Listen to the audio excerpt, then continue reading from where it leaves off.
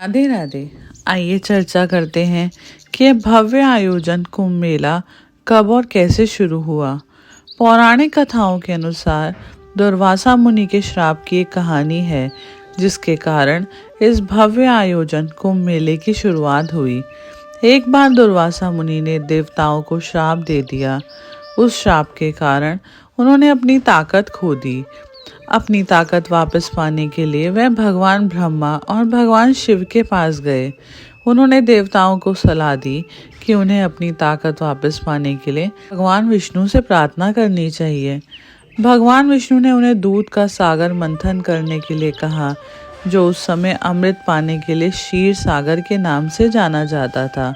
यह उनकी ताकत वापस पाने का एकमात्र समाधान था, लेकिन यह कार्य उन सभी के लिए बहुत कठिन था, क्योंकि इस कार्य को करने के लिए देवताओं के पास पर्याप्त शक्ति और नहीं थी। इसलिए उन्होंने राक्षसों के साथ एक आपसी समझौता किया। राक्षस भी समझदार थे। उन्होंने एक शर्त रखी। शर्त यह थी, समुद्र से निकले हुए अमृत का आधा भाग उनके साथ बांटना होगा। मेरु पर्वत ने क्षीर सागर को मथने के लिए छड़ी की भूमिका निभाई और नागों के राजा वासुकी ने पर्वत के चारों ओर रस्सी की भूमिका निभाई। देवताओं के मन में भय था कि यदि अमृत पान कर दानव अमर हो गए तो वह निश्चित रूप से पूरी दुनिया में कहर मचा देंगे। जब भगवान धन्वंतरी अपने हाथों में अमृत कलश लेकर प्रकट हुए, देवताओं ने इंद्र के पुत्र जयंत को उस बर्तन को धन्वंतरी से लेने का संकेत दिया।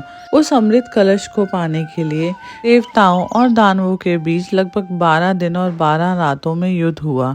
उस समय का एक दिन वर्तमान समय के 1 वर्ष के बराबर माना जाता है।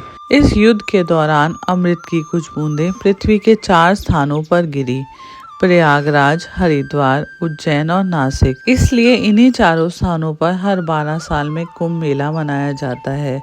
यह कुंभ मेले की उत्पत्ति के पीछे की कहानी है।